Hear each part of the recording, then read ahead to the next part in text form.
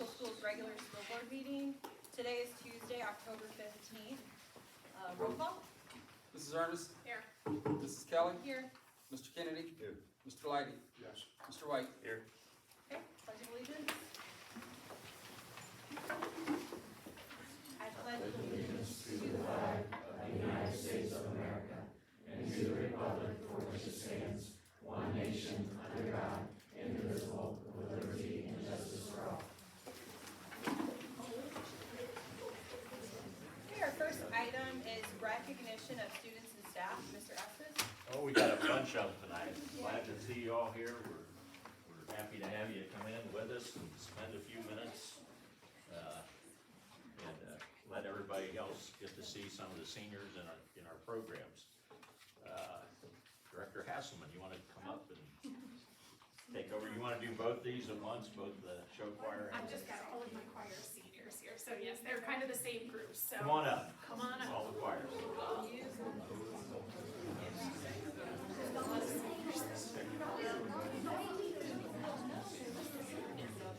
So spread out, you can't hide in the back, it's single row. Move on down. So, I'm Sarah Hazelman, I'm the choir director, and this year is a large group of seniors. I actually have 21 seniors in the choirs this year. So most of them I've had for 8 years now in class, so it's been a really great year. We have our first concert this coming Monday. It's 7th through 12th grade choirs, so we're looking forward to that, and then it's on to the holidays and the Christmas concerts. We have our 19th annual dinner theater this year in the spring, Smile and a Song. And we also have a musical year this year, so we'll be doing Mamma Mia, which a lot of them will be involved in this year too. So we've got most of these students are in chamber chorale, and some of them are also in show choir. Did you want them to introduce themselves? We do, we'll start right down Okay, here. go for it. I'm Jaden Ryan, I'm a bass. I'm Michael Ball, I'm also a bass. I'm Espen Maxwell, I'm a bass. I'm Tegan Johnson, I'm an alto. I'm Juliana Heights, I'm a soprano. I'm Leah Shields, I'm an alto. I'm Savannah Long, I'm a soprano. I'm Hayden O'Donnell, I'm a soprano. I'm Ezra McKissick, I'm also soprano. I'm Haley Hinkle, I'm a soprano. Jake Larman, bass. I'm Emily Southern, I'm an alto. I'm Jeff Hurst, I'm a bass. I'm Elena Fuqua, I'm an alto.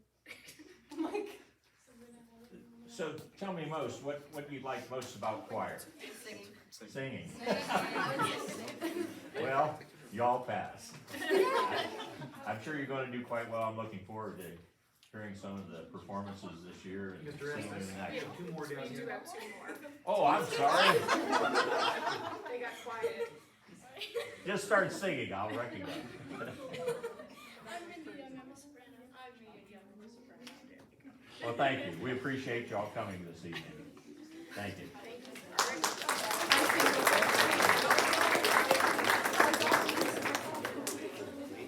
Next up, we got girls soccer. Oh, go back.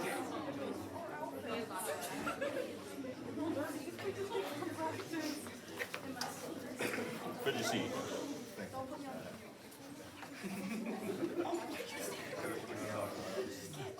Coach, we'll let you go first and tell us a little bit about.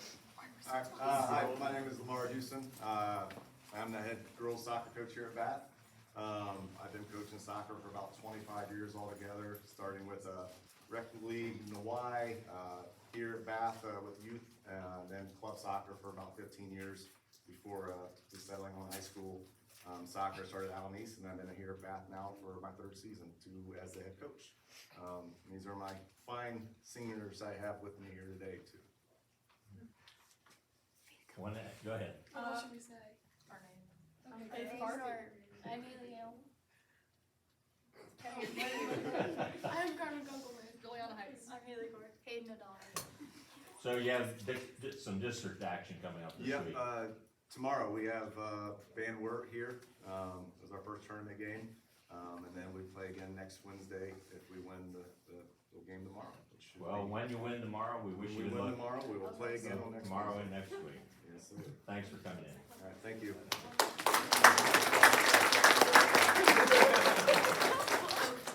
Boys soccer. Here we go, guys.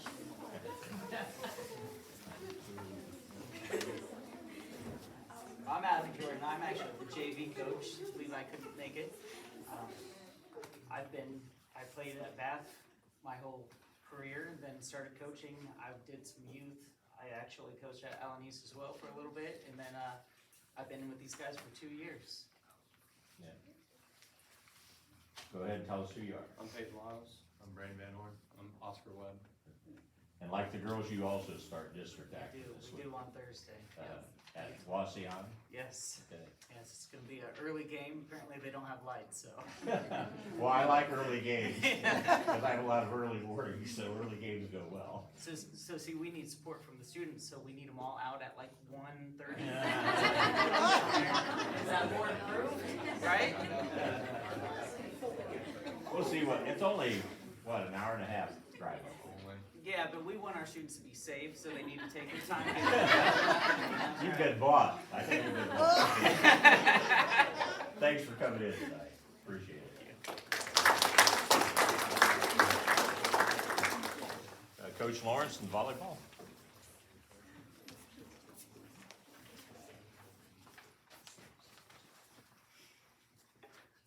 No, you're just not gonna come up? All right. JV coach, Coach Rindell. I'm Michael Lawrence. This is my 3rd year here at Bath. I've been a head coach for 6 years. Had 7 years as an assistant coach at Ohio Northern for the men's team. And we have our tournament game Thursday at OG. We play Paulding. Okay. Girls? Hi, I'm Vanessa Rubel. I'm Audrey Walvin. Claire Farler. Yeah. Well, like with the others, we wish you well and hope it's a good week for you. But as everybody can see, we've got a busy week of athletics this week. Thank you for coming. Thank you.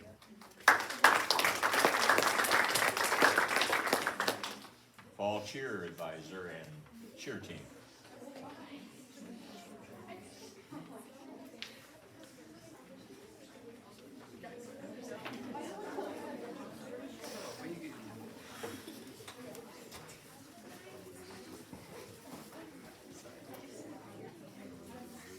Go ahead, Ms. Nichols. I am Beth Nichols. I have been coaching since my daughter's been in 1st grade and she's a junior. I've worked all the way up. This is my 2nd year's varsity football. I also do JV basketball. We brought the whole squad tonight because we only have one senior on varsity and it's her 1st year, so we thought we'd just bring the whole crew plus our other senior Tegan. So it's been a fun year this year with the winning football season, and our student section is amazing. Well, let's start down here with the introductions. I'm Tegan Johnson. I'm Kyla Red. I'm Kyrie Shumble. I'm Amber Brock. I'm Abby Porizer. I'm Lincoln McFerrin. Well, thanks for the support that you're showing the team, and good luck with the rest of the season. Hopefully, we've got a few more games left. Yes. Thank you.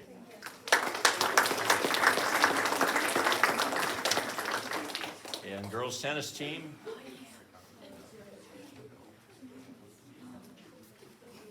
Okay, who's in charge? I guess me. Okay. Our coach didn't come. Okay, so your season is completed, Yeah. right?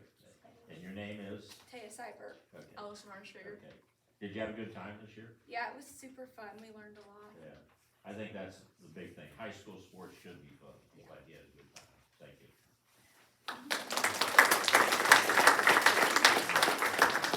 Now we've got a special presentation by 2 young ladies who are members of the Girl Scout Troop 21-252, Caitlin Shields and Cambia Whitehead.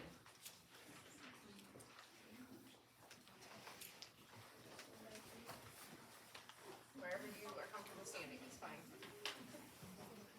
Yeah, right there.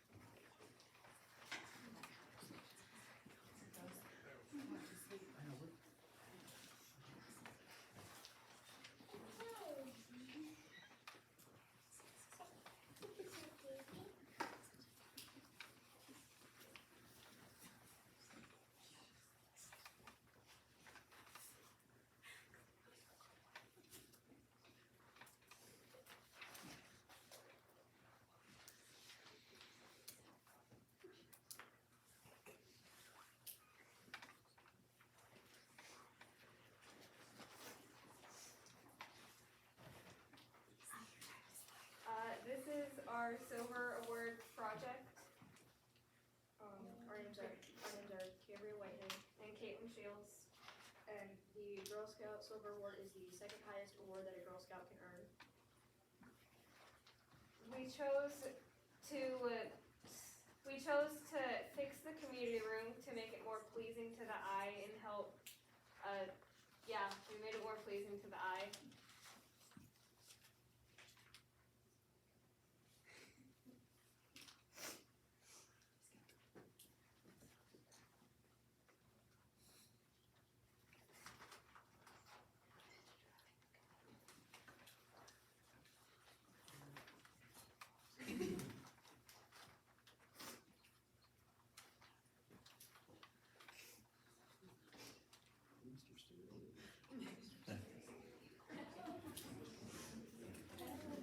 What if they have like a display setting in their, Adele?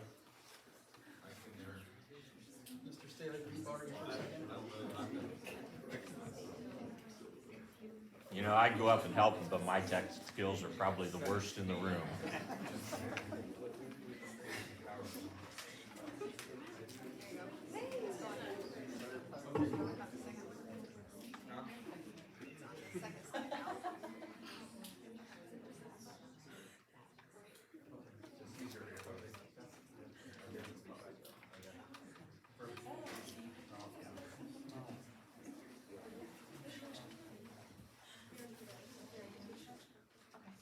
Alright, these are the 4 pictures of the community room.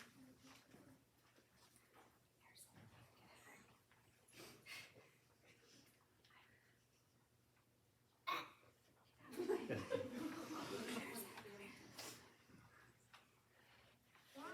this is us fundraising.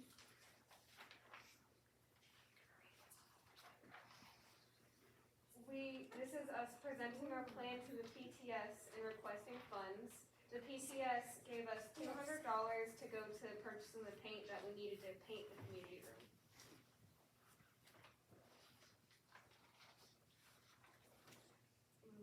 Lowe's generously donated us $100 worth of products to clean and paint and fix up the community room. The Kiwanis Club of Lima donated $300 for the purchase of new roller wines. We had to scrape the walls since there was a lot of tape and hook things on the walls, so we had to get scrapers and scrape that stuff off. So this is us dusting all of the spider webs off of the walls.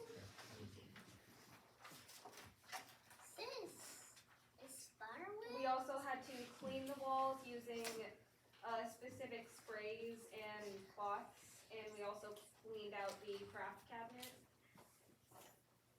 And then this is taping and prepping, taping and painting the room.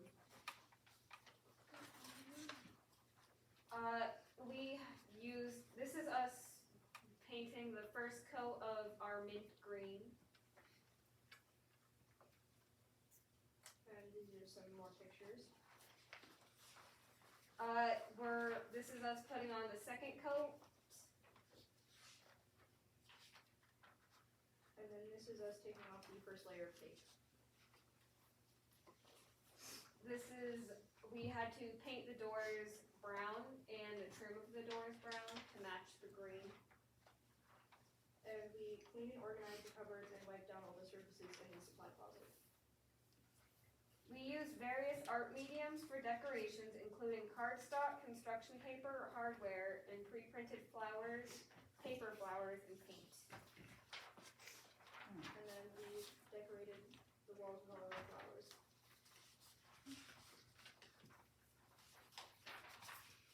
This is the after pictures of after we painted the room and decorated with the flowers.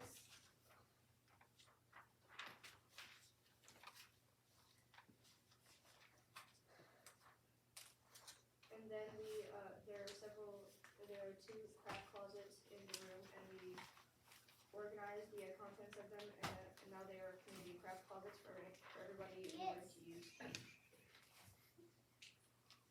we would have painted the ceiling, but there was a consistent leaking causing discoloration and softening the ceiling tiles, so we didn't have the ability to paint the ceilings. And we also wanted to change the floorings, but that would have taken a lot of money that we don't have and a lot of work that we don't have the time for. Or the permission. Alright, we would like to thank Mr. Cogley and Mr. Estes for giving us permission, Bath PTS, Lowe's, and Kiwanis Club of Wine, our families, and our Girl Scout leaders. Well, thank you, girls. I'm sure everybody that uses that room will appreciate your efforts, and congratulations on receiving your award. Thank you.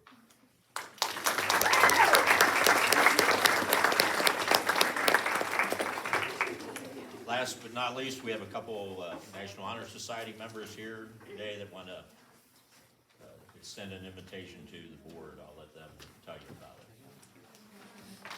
We wanted to invite the board members to the NHS induction of new members to NHS is on November 6th. So here are our invitations. They printed on full sheets of paper, so. We got double paper. Let's go, then we'll stand out. We're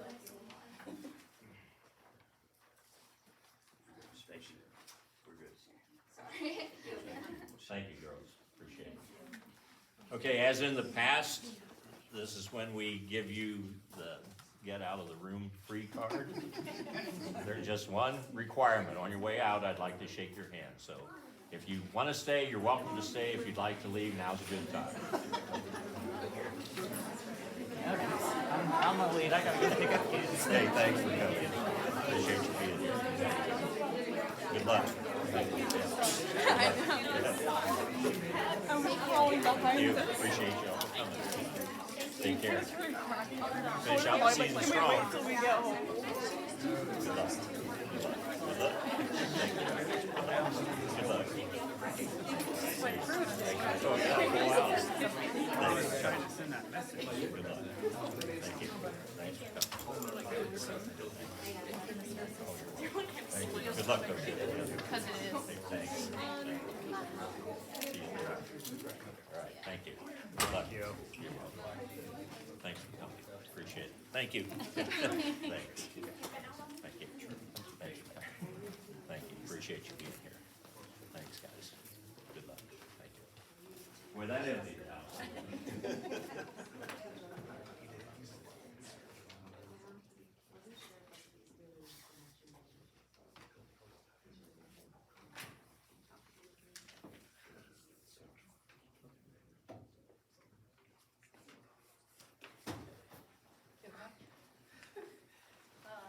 Next on the agenda is board responses to previous communications. We don't have any.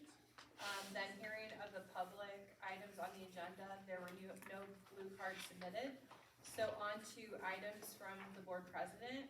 The first item is the Apollo report from Mrs. Jackie Place. Welcome, Jackie. The public service building is that new one that's being constructed. Is scheduled for dedication sometime in February.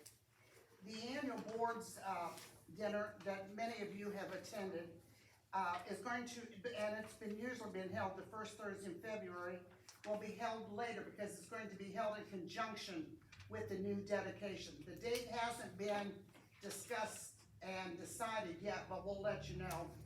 And it's going to be a little bit different program. There won't be the student speakers, there won't be the silent auction. It's going to be basically the dinner and then focused on the new building, giving board members and administration an opportunity to tour the building.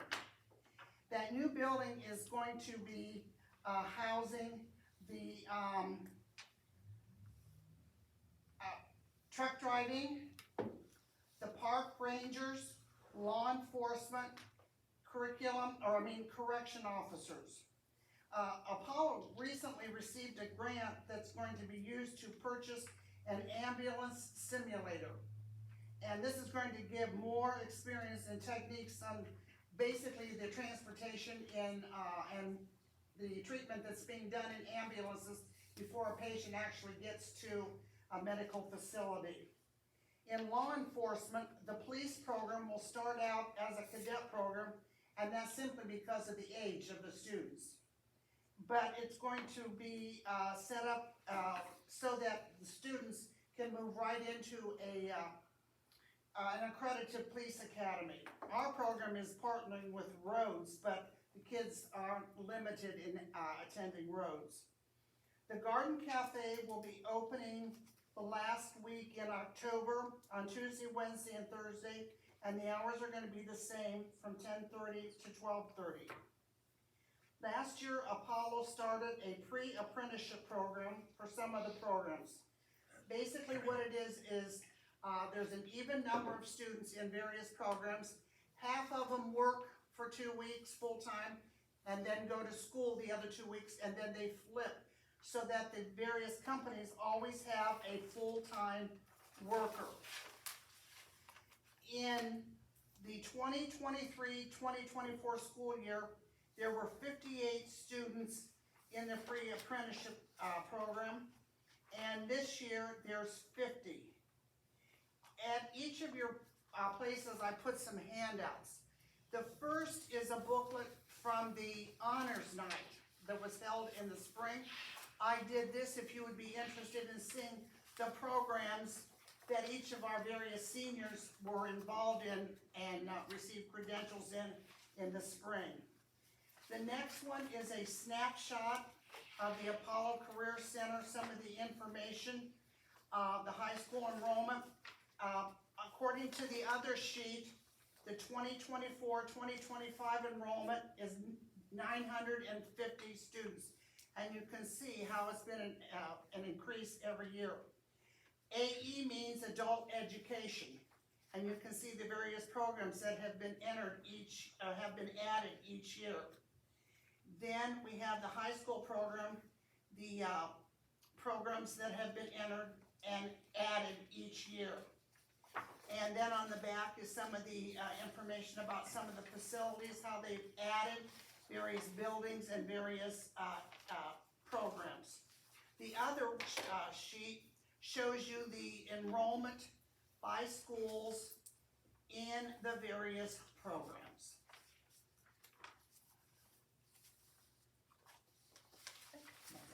Thank you, Jackie, I do have a comment that I'd like to make. I know this, the law enforcement track is something new to Apollo.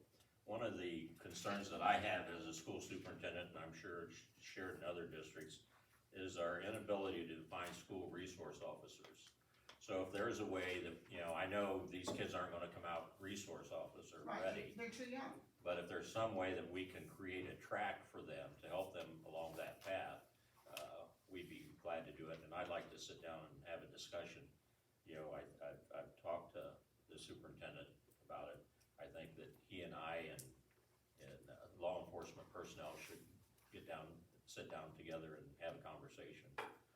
Because I think this is an excellent beginning for that, and the possibilities, I think, are there for us. Sure. Thank you. Any other questions for Mrs. Bliss? No? Thank you, Jackie. Thank you. Next on the agenda is administrator report, Cam Staley. Move if you want to be there.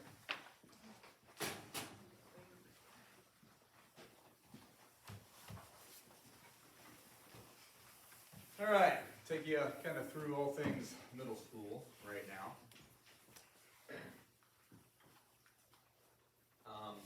Go through some report card data here in a minute, give you guys an update basically on where we're at with our STEM education track we've been working on here for a few years. Some updates on the CTE grant that we were awarded from the state of Ohio. Talk about Project Lead the Way, give you some pictures of some of our summer construction and renovation that we've done in the building. I am gonna show you a blueprint here for the space that we're actually in right now. We're working with a company called Invention Land that will be doing the remodel in here, and then give you some updates on some other things that we might need, and some student numbers for student involvement. We got a lot of kids involved in a lot of different organizations, and athletics and extracurriculars here in the fall, and then give you guys a heads up and maybe even try and rip the board into a showing up for one of our upcoming events here, so. Report card data, similar to what we've done in the past, just to give you a brief overview. Again, we were 4 out of 5 star, overall as a building. You can see the the ratings there for achievement, which again, that's your performance indicator. That's, are you passing tests? And then when kids are passing tests, are they scoring accomplished, accelerated, proficient, basic, limited, where they're scoring? Progress, looking at value added, looking at growth for students, and then gap closing, how are your subgroups measuring up, closing the goals the state lays out in front of them. So achievement, again, there's our scores overall.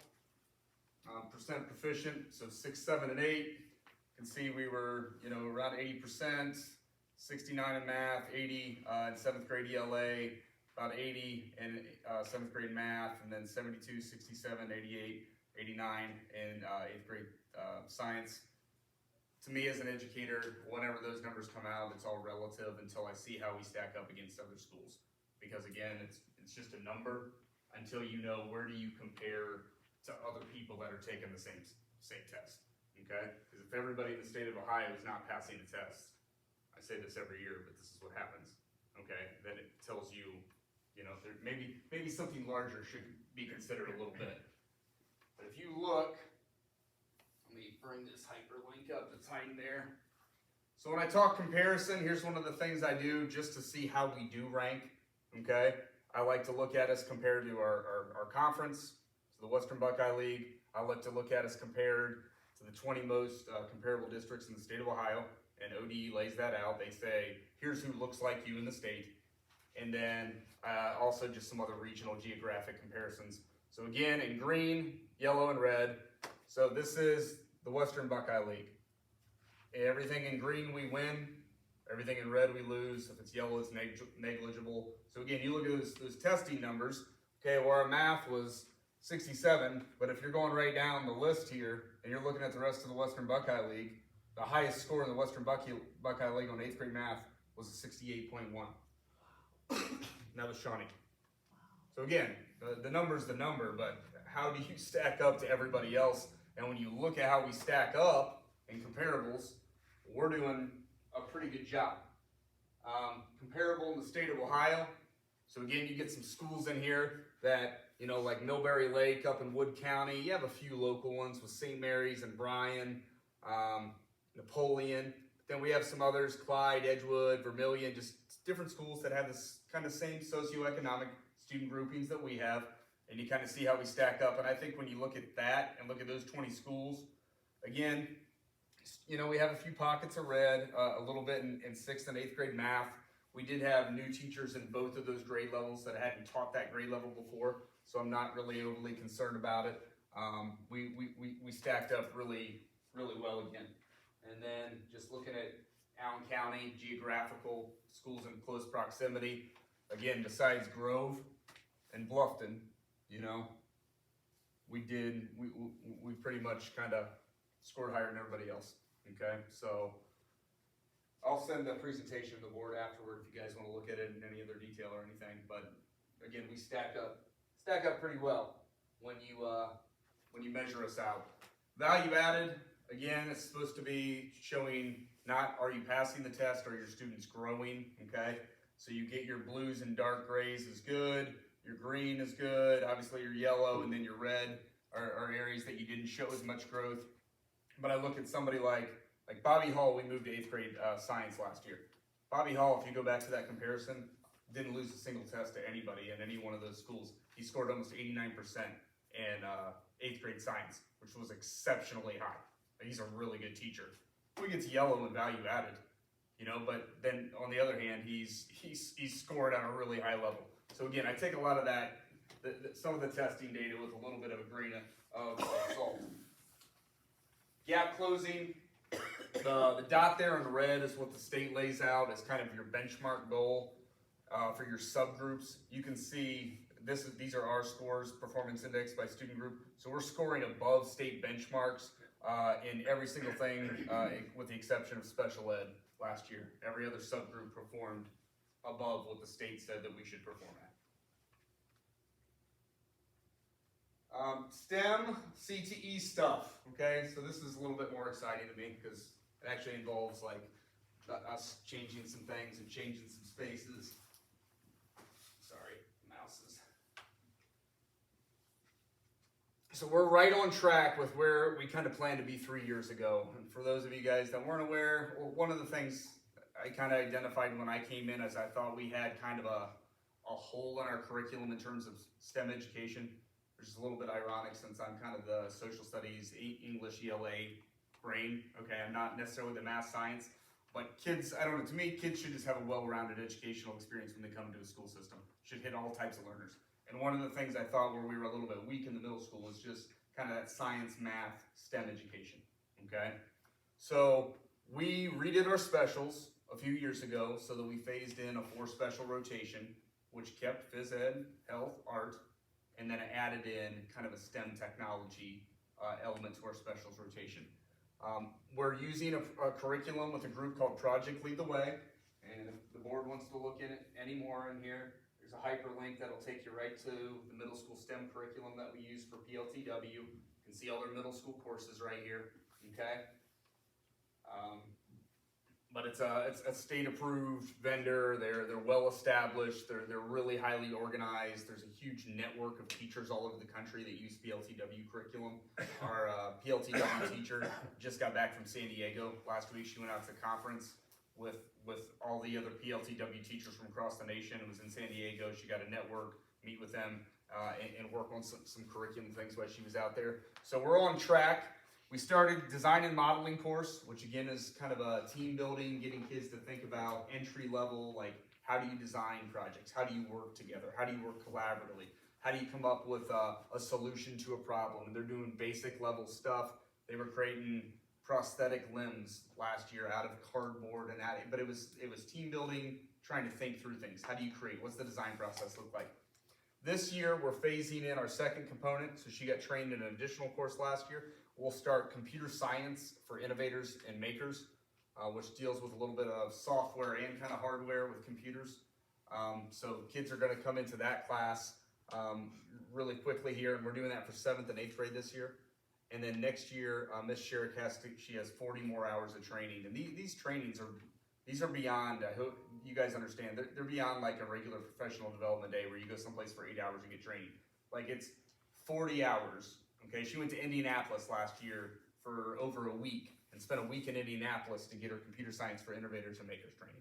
Every day, over a week, and that's her wanting to do this, okay? Next year, we phase in automation and robotics.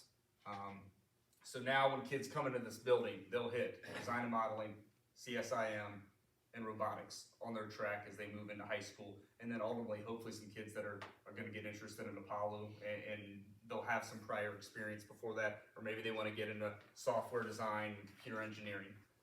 So we're right there. We also had, we got all this through a grant. We also had some other staff members express some interest in some training. And I don't know how we're gonna integrate this yet, but we basically had open seats to get some more training. So I had 2 other staff members say, hey, we're kind of interested in the app creators, one of these. So we got 3 staff members that are actually taking the app creators one, and we might have to find a creative way to kind of utilize this in the future. Even if we can't build it into a course, we might be able to do some supplemental things with it. One of them is like Teresa Ozarzak, who's our health teacher, and she's like, we use so many fitness apps now in our world. She's like, what if I go through this training and I figure out how we can make a fitness app for Bath? You know, so we've had people kind of get interested in this a little bit, and it's kind of taken hold. I'm in the process right now of applying for another $10,000 grant with PLTW. I got to have that done by November 1st, which could bring us some additional funding to kind of supplement some of the things that we're doing. To get all this done, we really needed to physically remodel some space, and that's where the CTE grant really kicked in the middle school for us. Physical renovation of really ultimately 3 different spaces. One, I'll show you our construction room that we use for one of our construction career clusters.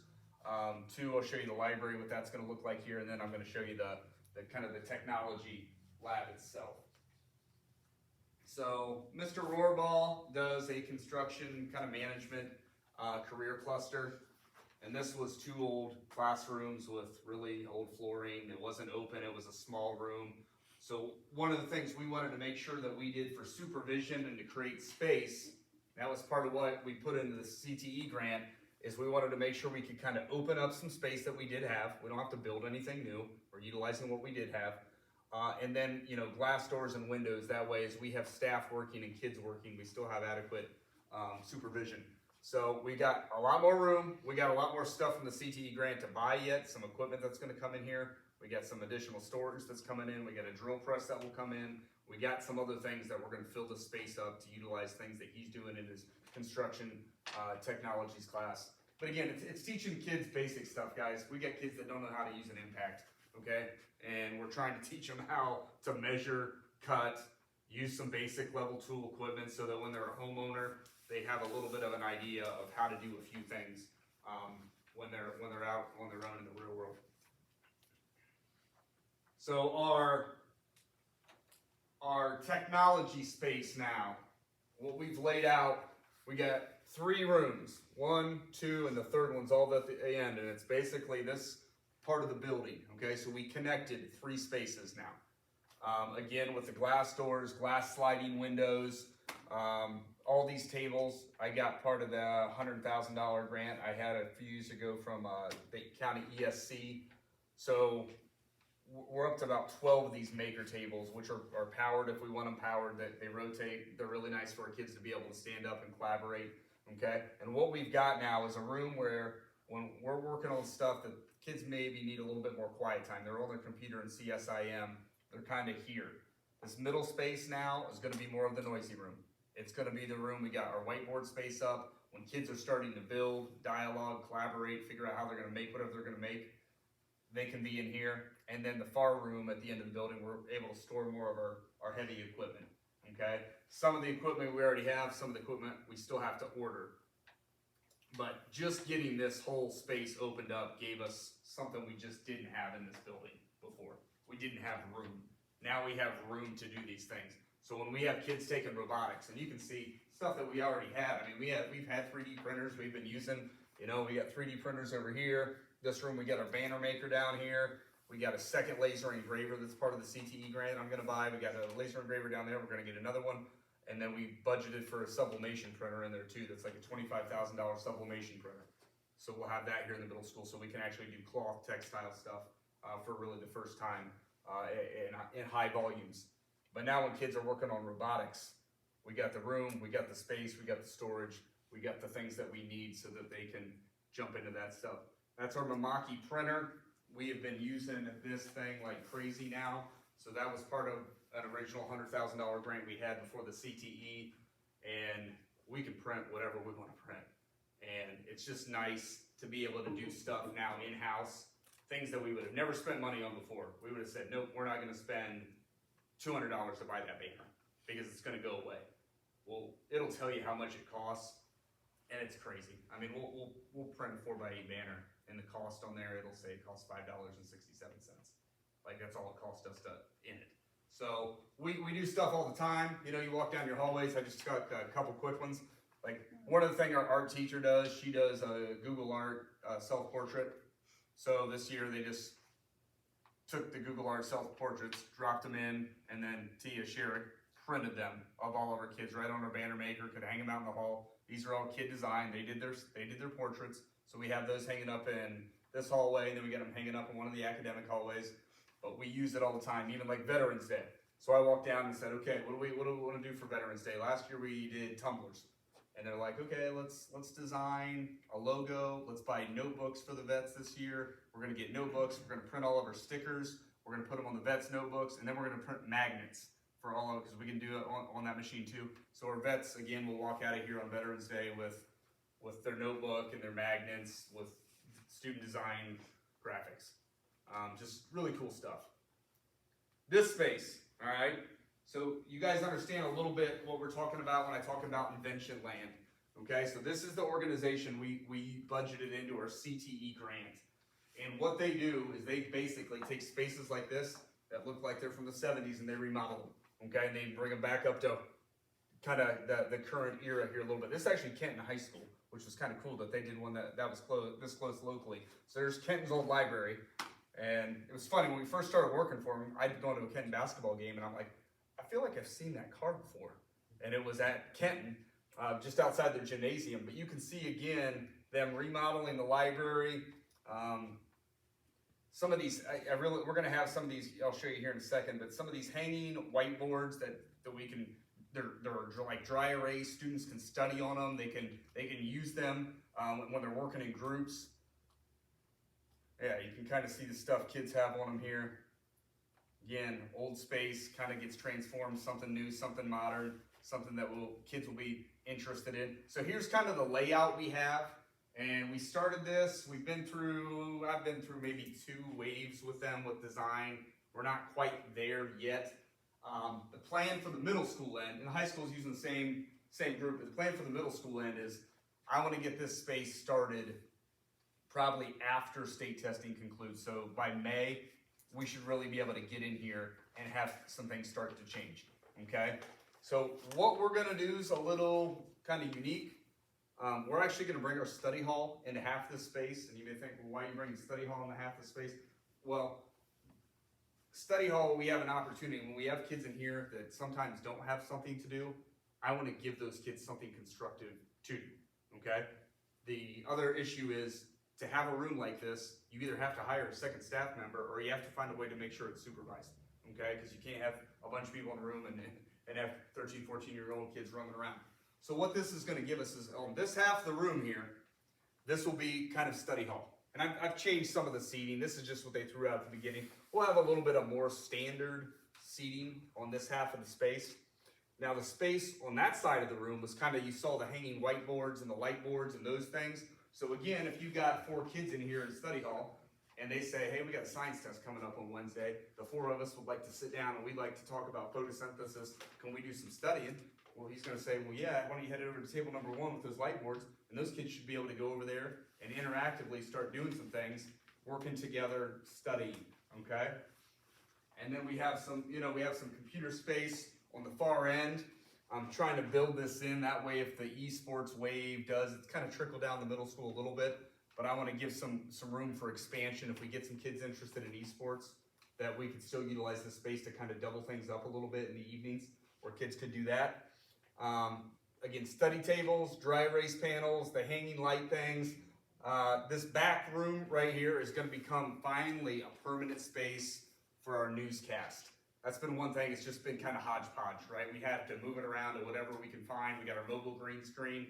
Well, now we're going to have a permanent news desk, permanent green screen, teleprompters, lighting, and again, it's a supervision thing. So we have somebody in this room. So the kids come in and say, hey, we're ready to film. Can we go back to the studio and film? Well, yeah, they can go back and shut that door and they can start their newscast and they can do their filming, okay?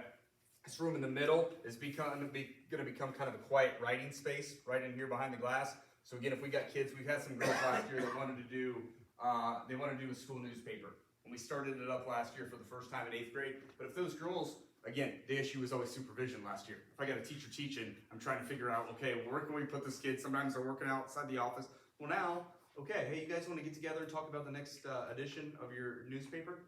Head on down to the library, head on down, and they can go back in that room. There's glass windows, it's easily observed, it's quiet, they can sit, they can write, they can communicate, they can dialogue, and they can get some things done. And then the final piece of the puzzle is this faux wall right here. I got $100,000 budgeted, I think, in the CTE grant for this transformation. I don't know exactly. The original intent was to have a little bit of a soft maker space here too. So if kids were done doing some things, they could explore. Still kind of looking at a couple other ideas of how to kind of clean this up to make it the most useful space that it can be for us. But I'm pretty excited about this. I think this is going to be a room and a space that kids are going to want to learn in, kids are going to want to come into, and I think it'll be pretty productive for us kind of going into the future.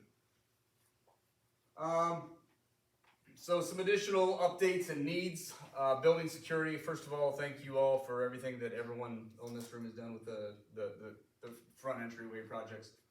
To me, it's essential. I see it every day as people are coming in and out of our building. That's going to make our campus more secure. That's a great thing for not only the kids here, for our staff here, for anybody that's coming in and out of the school building. The front entryway is a great investment. We do have some additional signage that will be going up in the hallways.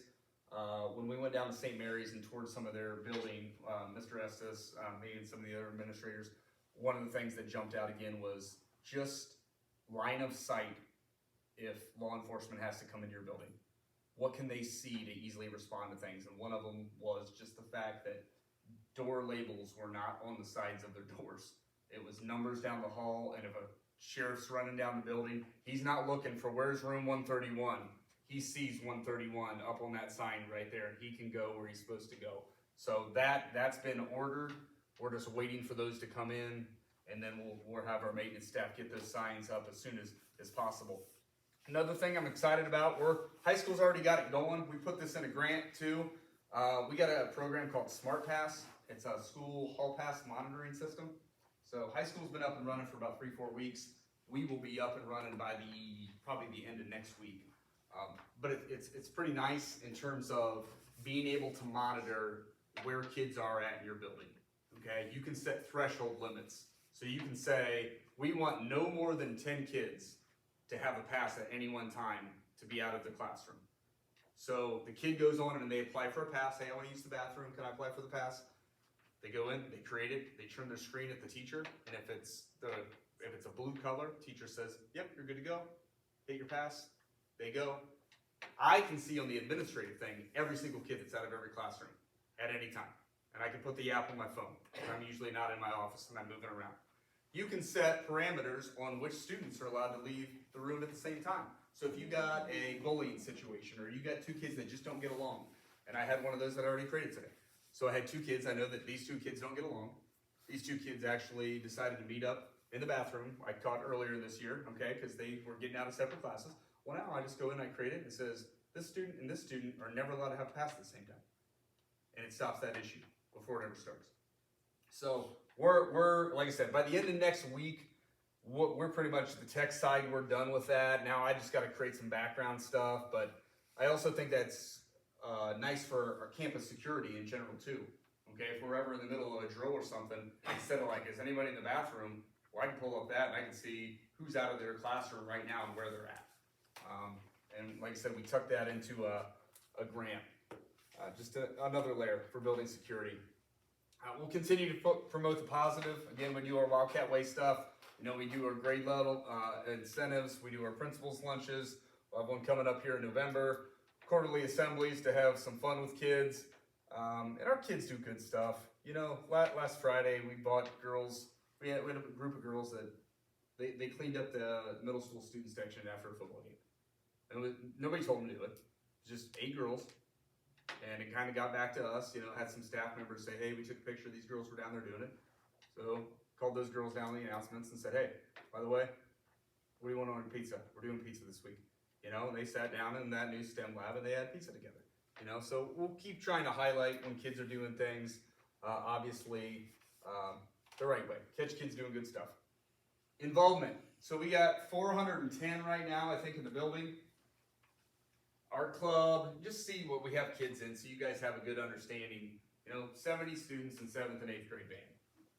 7th and 8th grade cheer, 8, choir, 83, cross country, 13, football, 44, LifeWise Academy, 144.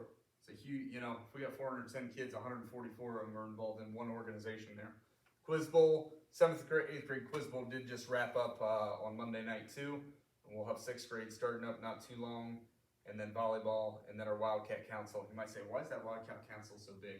Well, one of the things we try to do with our Wildcat Council, honestly, is we have some kids that want to be involved that, quite frankly, they might not be athletic, they might not be musical, they just want to be part of something as a group.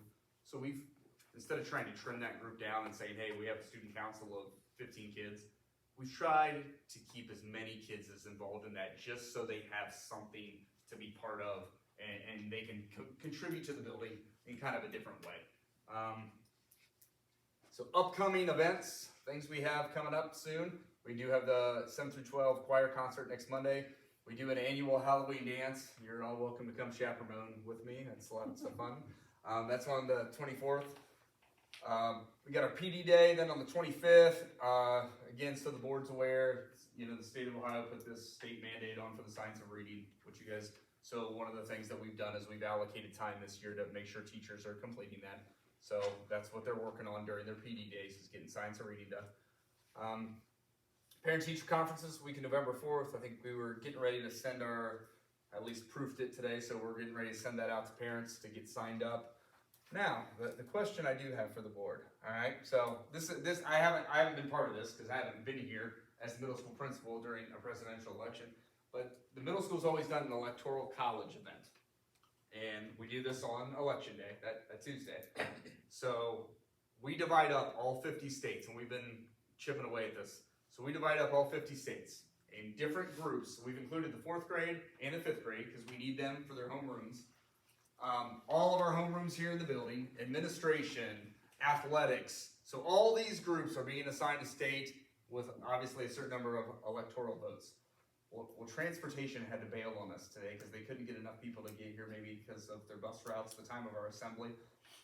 So I do need one group to represent the state of Mississippi. So if the board is interested at all, and you wouldn't all have to show up on that day, all right, but I'm going to throw it out there before I approach anybody else. What it would be is you guys would vote, all right, and that's what they go through. The homerooms, they'll go through the process. The kids will vote, all right?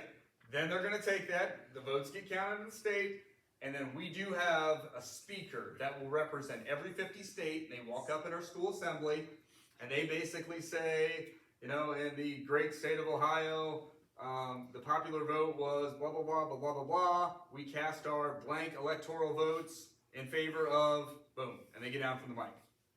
Mr. Rohrbaugh will be Donald Trump again. They said he did a great job before, and I imagine that he will do a great job again. He's trying to find his wig right now. And Shelley Sanders is going to return to Bath and be Kamala Harris for us. So each of them is going to get up and give, it's probably a 3 to 5 minute speech. It's not crazy long, okay? We did proof them, so it will be school appropriate. It will be school appropriate. That's hard to do in this climate right now. But we will then have that whole school assembly, and again, it's just trying to, you know, is it connected directly to curriculum? Maybe no, but you're an American. Like, it's connected to life. It's connected to our political process. We're trying to teach them some of those other soft skills, things that they need to know, and they'll have fun with it, and the kids will enjoy it. We'll have, you know, we'll try and get the state of Hawaii to dress, you know, with some Hawaiian stuff, and they'll try and represent their state the best they can. You get up and do that, Mr. Ball. All right, you look good. All right. But if you guys do want to participate, we would love to have you, because that fell on my desk today. We'll have our Veterans Assembly. We're going to do that on the 11th this year, which is my birthday, by the way. Okay, just so you all know. But we're going to have, that's why I can never take a professional day or personal day for me, because we always have our Veterans Assembly. That's good. It's a good cause. We'll do that. It'll be a 2-hour delay schedule in the morning on the 11th again. Our vets will come in. Our vets will have breakfast down in the cafeteria.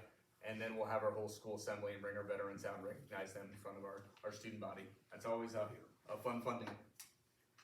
And some other stuff we got going on. 7th grade's heading down to visit MVP Farms, which is a mega dairy down in Salina, Ohio, which I'm kind of excited because I've been to a couple mega dairies. I think they're pretty cool when you see their operation. And again, you know, does that directly connect to curriculum? No, but it connects to the world that we live in. It connects to the area we live in. It connects to jobs that are out there. And I think kids should have a little idea how some of that stuff goes from there to the refrigerator. So I got a hold of them and they said, yep, by all means, come on down. So we're still trying to take a couple field trips per grade level that are a little bit educational. So 7th grade's got this one. They also got awarded a transportation grant from the state of Ohio to go to the State House again. We took them down to the State House last year, which was really fun. It was short and fast, but it was fun. And to be quite honest, we have some of our kids that drive into downtown Columbus and they have no idea because they've never been there. We're also applying for one for the State Supreme Court building, which is really cool too. So we may have to pick our poison on there and figure out which one we can do. But that'll be fun for them. 8th graders just went to Apollo. 8th grade goes to Grove's apprenticeship tour. They'll hit that again in May. I have been trying like crazy to get somebody automotive to let us come in. I've emailed Ford, Honda. I really would like our 6th grade, if we can get them into a manufacturing plant to see something like that. So I'm waiting on Ford's plant manager secretary to get back with me if we can do something here right down the road, which would be wonderful, if we can ever get that put together. So, that was me talking fast. That was a lot of information, but that's kind of what's going on in the middle school, so.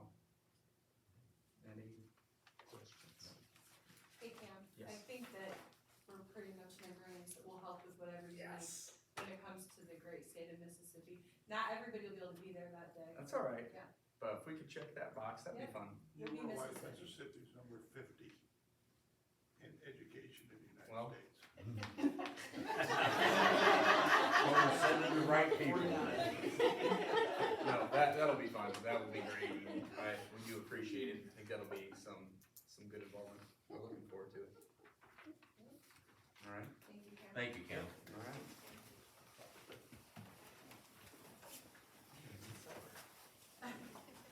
You should.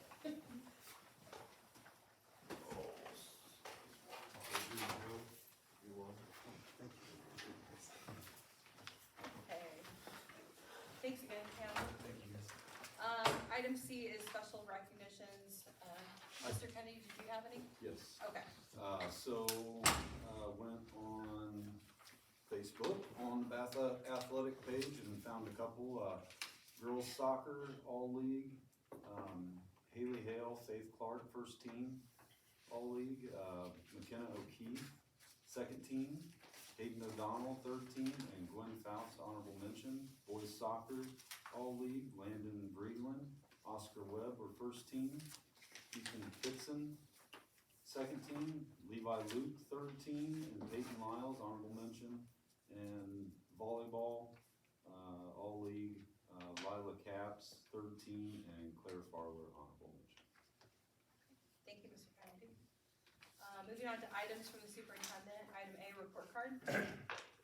Yes, with our report card this year, we recognize that there's some areas that we want to work on, and the state Office of Accountability indicated that they were willing to work with school organizations that had questions regarding aspects of the report card. First time I went online and I tried to schedule a session and October was booked, and then November was booked, so I'm thinking, what's going on? So I made a call and they said, yeah, we're booked up till December. But, you know, that's every Wednesday and Friday through those first 2 months and then into December. But we actually was able to work out a time that we'll be able to meet with them in November through a video conference. And we're gonna talk about the components of progress and graduation rate. We thought that those were two of them that we should take a look at and try to get some improvement going there. So we'll be doing that then in November, on the 5th, a Zoom meeting. They're only like half an hour long, so we're gonna have our questions ready for them and go from there. Actually, you know, we'll try to stretch that half hour and probably, you know, make other sessions available or try to get with them a little more. The Community Action Team met on October 7th. 5 members of the community. We appreciate their participation. We began by reviewing the site plans that Garmin Miller has put together for us in the past, and then reviewing potential costs. You know, we went in with the goal of maybe an hour and probably went closer to 2 hours. And the plan is to try to meet at least twice monthly here initially till we decide, you know, what direction we want to go. We're scheduled to meet next Monday, not next Monday. The next meeting's scheduled for Monday, October 28th. We'll continue review of the site plans with input from middle school principal Cam Staley and high school principal Brian Jesco and maintenance supervisor Greg Cogley. So, you know, they bring the perspective into what do we need to do in a middle school, or what do we need to do in high school, if we keep them, or do we keep parts of them? I mean, there's just a ton of questions, and we'll probably spend another hour or two on those, and then continue down that road till we come up with a decision or an idea that we wanna pursue further. Item C, substitute employment. Well, we kinda had to pull this one out. You probably get the gist of it pretty quickly. Substitute employment for the 24-25 school years, certified and classified substitutes approved by the Allen County ESC. One, Ruby Estes, substitute teacher, teacher's aide, and library assistant. Do we have a motion to approve? So moved. Second. Moved by Mrs. Ernest, seconded by Mr. Kennedy. Any discussion? Roll call? Mrs. Kelly, Yes. Mr. Kennedy, Yes. Mr. Lighty, Yes. Mr. White, Yes. Mrs. Ernest. Yes. I look forward to going home and telling her she can get paid.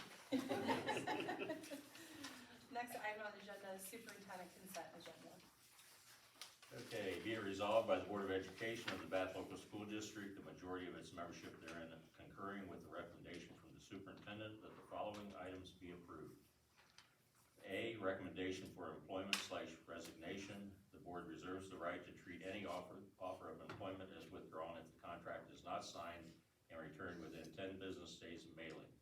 All employment is contingent upon proper certification paperwork required for the position. All bus drivers have met all federal CDL ODE requirements for certification. All salaries are per the annual salary notice commensurate with degree and experience. Number one, certified mentoring teacher correction for the 2024-2025 school year. The following teachers are hired to provide mentoring services for the 24-25 school year at the annual stipend designated per the BEA agreement. Susan Dickreedy changed from 1 second-year teacher to 2 second-year teachers. Certified employment for the 2024-2025 school year, Sean Bully, safety officer, stipend of $5,000 for the 2024-2025 school year to be split and paid at the end of each semester. Certificated substitutes, those be certificated substitutes approved by the Allen County ESC. Substitute nurse approved, current sub-teacher rate of payment, that'd be Sherilyn Benzinger. Number two, classified staff, classified resignation, 2024-2025 school year. Sarah Voorhees, teacher aide, resignation effective October 25th, 2024. Classified substitute employment, substitute teachers, aides, and library assistants approved through the Allen County ESC superintendent. Substitute clinic aide approved, $17.82 an hour, Sherilyn Benzinger. Substitute custodian approved at $19.51 an hour, Jared Fairburn.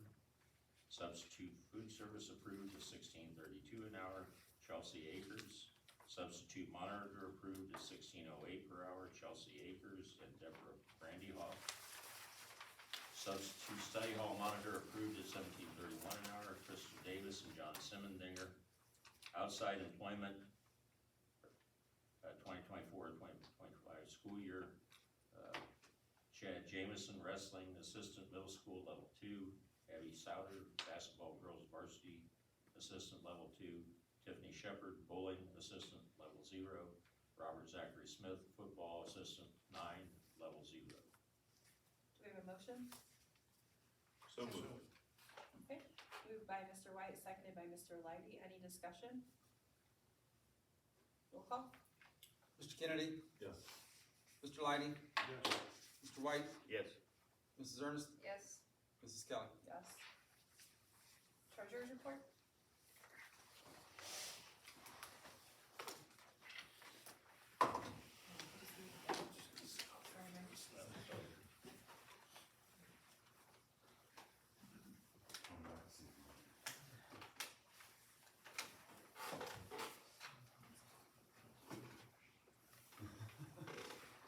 All right, basically, we're looking at kind of our activities July 1 through September 30th, kind of give you a feel for that, really the first quarter of the year.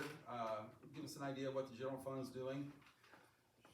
Revenue just over 7 million, expenses just over 5.6, kind of a net gain of 1.4 million. Ending balance, the general fund at September 30th, 17.9 million. Again, kind of broken down, kind of see the makeup of that, makeup of those numbers. You know, again, revenue, we're just, real estate just over 3 million. You know, state aid at this point, just 3 months in, we're just slightly over 2 million. On the expense side, again, the top three are gonna be the salaries, benefits, and purchase service. Again, to make up that 5.6 million on the, again, in the general fund activity. Again, kind of the visual, you can kind of see the, you know, that real estate in green. It's gonna be a little bigger until we kind of get the rest of the year in, where the state aid will catch up to where they'll probably be close to about the same size by the time we get to December. But as far as September 30th, that's kind of the makeup, give you the feel for the real estate in green and the state aid in blue. Again, same thing on the expense side, salaries, the wages in blue, purchase service and benefits kind of in the green and kind of the orange. Give you, again, for the big three as far as what we're doing, July 1 to September 30th. That trend data on that September 30th balance, cash-wise, general fund over time. Again, you can kind of see that flow, kind of been around that 17 million number. 21, we're at 16.7. 2020, we're at 15.8. Again, kind of give you that feel for where we're at that same time through the last 5 years. Again, kind of that graphic of the cash as far as when the tax settlement comes in, and then kind of we'll spend it down until we get another tax settlement in February. Again, kind of give you that visual of where the red line is for the cash as we again wrap up September 30th. Investments, again, the bulk of them are going to be with the Star Ohio and the SGS, with kind of the treasuries.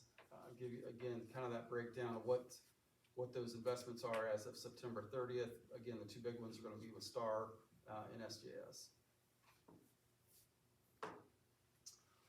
Food service, you know, we still don't have really the federal reimbursements not come in yet. So again, it looks a little odd. Local revenue is really the only revenue piece at this point in time at 58,000. Expenditures are at 319, but remember we did the serving line for about 138,000. You know, so right now it's showing about a $261,000 loss. But again, part of that's going to be that serving line. Ending balance September 30th, we're 721,786. So again, it'll pick up once we start getting the federal reimbursement coming into that program. Athletic activity, again, football, we got just over 23,000 in football revenue at this point. For a total revenue in the 300 fund at 71,827. Expenses just over 60,000. So kind of an ending fund balance there in the 300 fund of 93,000. Keep in mind the general fund expenditures, July 1 to September 30th, we're at 94,000. So just to give you kind of a feel where the athletic fund's at this point in time. You know, it's been a while since we've talked a little bit about, you know, as far as Article 6 and the Ohio Constitution. And again, I think you've seen the news, the voucher litigation is still, I think they've pushed it down the road a little bit, but it's still ongoing. You know, and again, I think it's from time to time, it's a good reminder to talk about, you know, what is in the Ohio Constitution as it relates to school funding. And, you know, we've always heard a lot about the General Assembly will secure a thorough and efficient system of common schools throughout the state. But then the other part that goes on that piggybacks right off of that sentence is that, you know, no religious or other sect or sects shall ever have any exclusive right to or control of any part of the school funds of this state. So pretty specific there as far as when you really look at that article and what that litigation's about. Again, it's pushed out in time, probably, I don't know if they'll get to a court date in 2025. Probably a few politics to be played out even in the sequencing of that.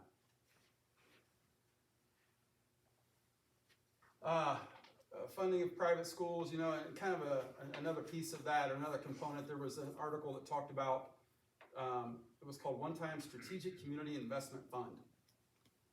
Well, what that title meant was funding, as far as putting some capital improvements, renovations, improvements into the private schools, you know, almost 5.5 million.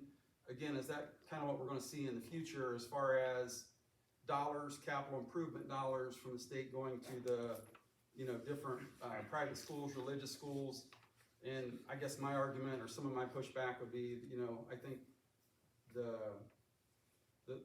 Ohio School Facilities Commission, you know, I think they've started that process of, you know, even going back to Lima City, when they built with the state money and they built schools, you know, I think they need to fulfill that promise to those, you know, those public schools still in line. And I think, you know, we're kind of watching, waiting, still in that line. So I hope they would fulfill that promise before that piece of the pie grows.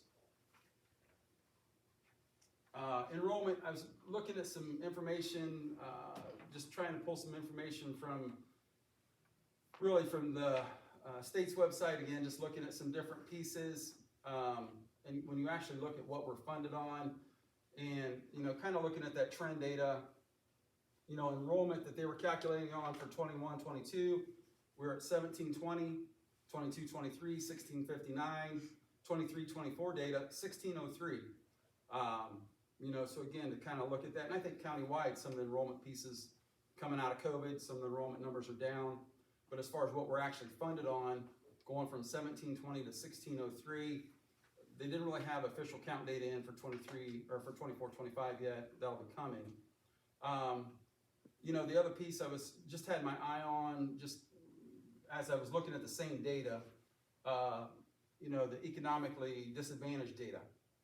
You know, again, 21-22 or 46.64, 22-23, 49.5, 23-24, 54.6.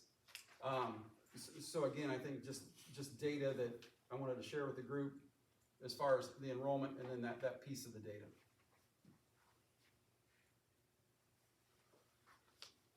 Again, then the state funding piece, I was just trying to get a feel for, you know, they're phasing in the new funding model.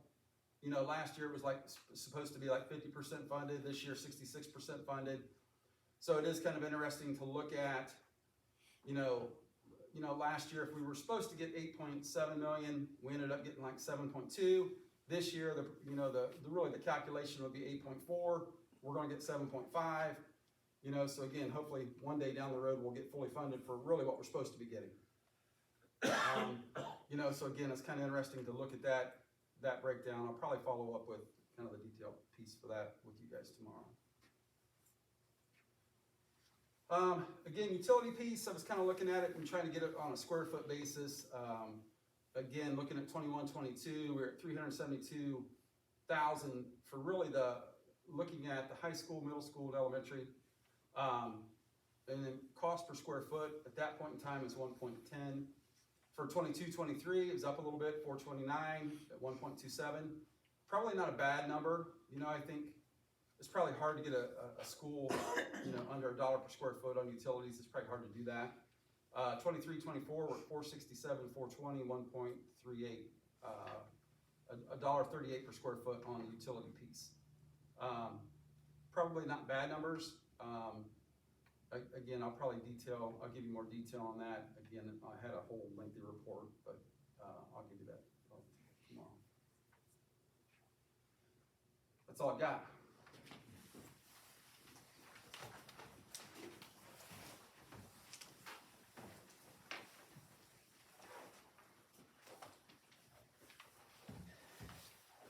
Moving on to the treasurer's report, health insurance rates. Yes, I do have included, as we talked about earlier, as far as the health, the MBHP plan and the high deductible health plan, both looking at kind of a 10% increase. Dental and life, no change. So those rates, the full rates are listed there. Do we have a motion to approve? So moved. Do we have a second? Second. Moved by Mrs. Ernest, seconded by Mr. Leidy. Any discussion? Roll call? Mr. Leidy? Yes. Mr. White? Yes. Mrs. Ernest, Yes. Mrs. Kelly, Yes. Mr. Kennedy. Yes. Moving on to the treasurer's consent agenda. Yeah, I think the bulk of it, like I said, as far as my presentation, as far as the September 30 data, a lot of that's included in those reports. Do we have a motion to approve? So moved. Moved by Mr. White, do we have a second? Second. Seconded by Mr. Kennedy, any discussion? Roll call? Mr. White, Yes. Mrs. Ernest, Yes. Mrs. Kelly, Yes. Mr. Kennedy, Yes. Mr. Leidy. Yes. Superintendent's report? First, we have an MOU with Elida Schools, approve a memorandum of understanding with Elida Local Schools Title III Consortium for a sub-grant and consortia with other districts for English learner students for the 2024-2025 school year. Do we have a motion? So moved. Second? Second. Moved by Mrs. Ernest, seconded by Mr. White. Any discussion? Roll call? Mrs. Ernest, Yes. Mrs. Kelly, Yes. Mr. Kennedy, Yes. Mr. Leidy, Yes. Mr. White. Yes. Item B, the Ohio Schools Council.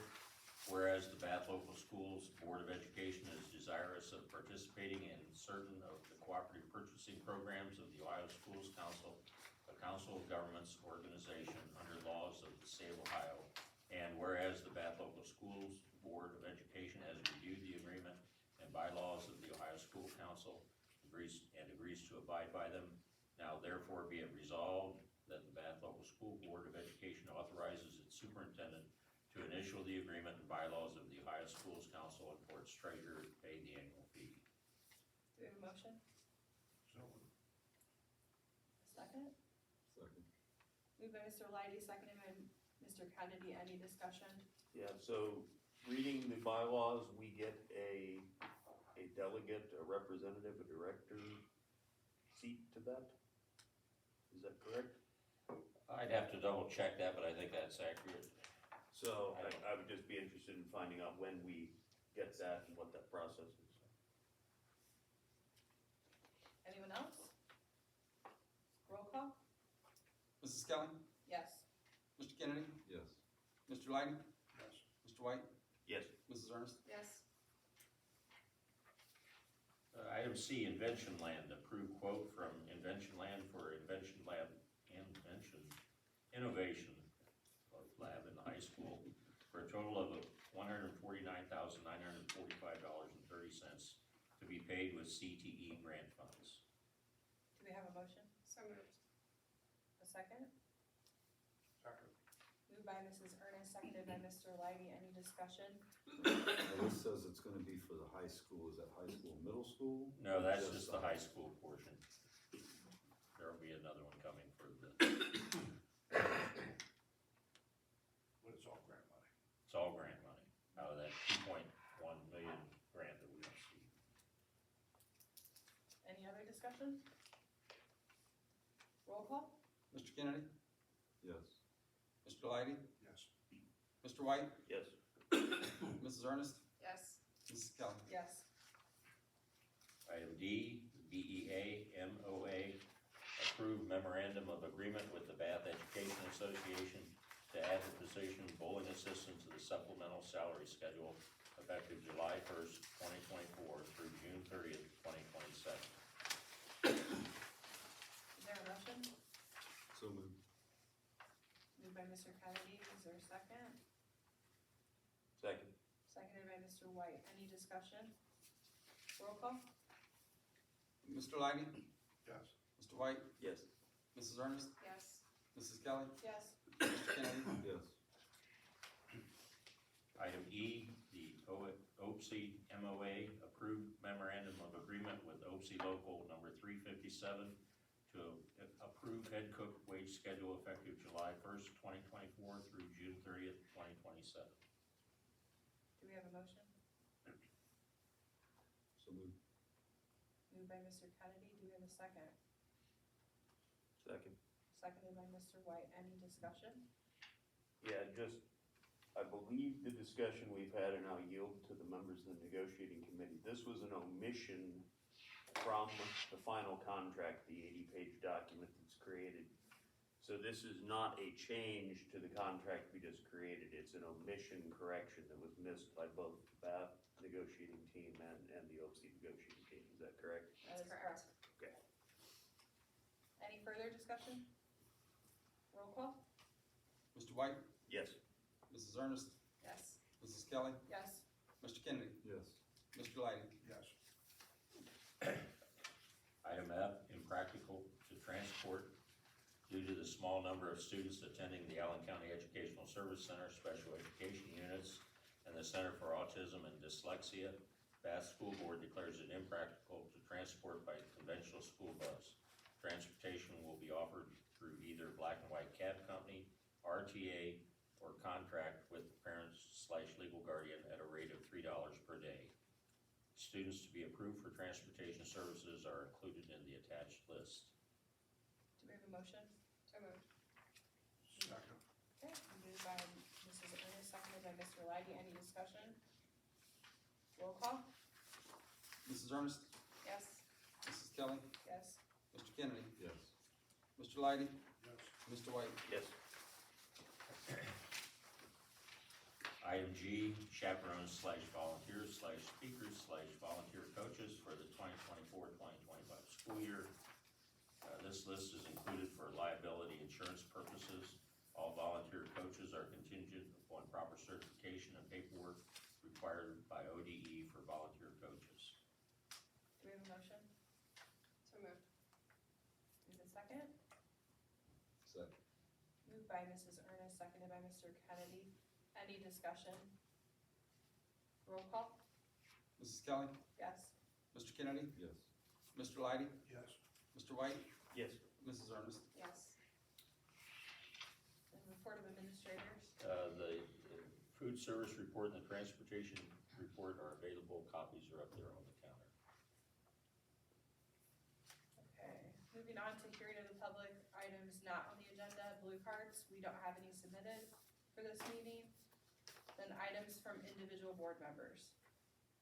Anybody have anything? You get something to say? I do. Go ahead, Stephanie.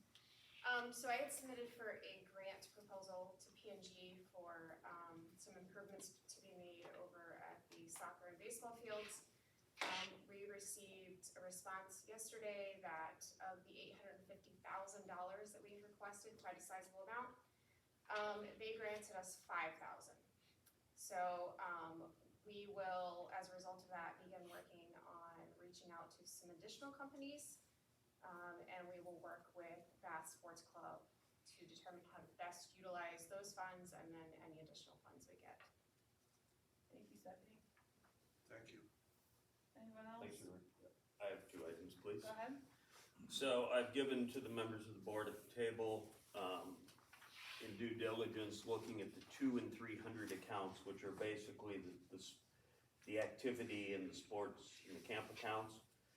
Kind of as a follow-up from, as we've done work with the recognized support organizations and making sure that basically coaches and activity sponsors are utilizing these accounts. So I thank Mr. Parker for running a set of reports for me. So findings of this audit, I see a lot of good transaction history. I see a lot of people using these accounts, which is what we hope to get people to understand they should be using. And there's several details in there, nothing that is concerning, which is very positive. Few opportunities for some improvement. But I would call out, when you get to the last page, you'll find out, in the last fiscal year, we had about $35,000 in various donations. So we got people who buy advertising and get things from us. But then there's about $35,000, the way I read the report, of people who just gave money to various organizations' activities. And I think, Ms. Parker, we talked about that maybe a couple meetings ago. You were gonna try to get that up a little. So I think that's definitely something we need to make some effort to do, and thank the people who are continuing to contribute to the causes they support. So, my second thing is I'd like to thank the school staff and leadership and local law enforcement for the various support of recent incidents we have had. We've had some in the grand scheme, what I would consider minor incidents, but needed to be taken very seriously. They were responded to very effectively. But I did want to raise the question of concern. So I know we sent out good press releases, but, you know, Lima News only publishes twice a week now. And WLIO didn't seem to cover the story until the weekend. And unfortunately, when you have two incidents in 1 week, it really created an extra churn, and I think parents were confused as to what was happening, and were new things happening. And when you get things on an echo delay from the Lima News of getting your paper on a Saturday that talks about events from a Thursday and a Tuesday, so I would challenge that we need to think about how we're getting these press releases out. I know personally, I've had good responsiveness from WLIO when we asked them to come and do things like Relay for Life and those kind of things. I don't know if we need a better contact. And I'm just looking to understand how maybe we could get maybe our school newspaper or somebody involved as an interface with some of these press releases, and maybe it's an opportunity for an externship of some kind. But I would challenge us that we need to figure out how to work through the media fog we have here in Lima, Ohio. So, thank you. Thank you, Phil. Anyone else? Okay, we're moving on to executive session. Personnel exception for the purpose of considering the employment of a public employee of the school district. Do we have a motion? So moved. Do we have a second? Second. Moved by Mrs. Ernest, seconded by Mr. Lighty. Any discussion? Roll call? Mr. Kennedy? Yes. Mr. Lighty? Yes. Mr. White? Yes. Mrs. Ernest? Yes. Mrs. Kelly? Yes.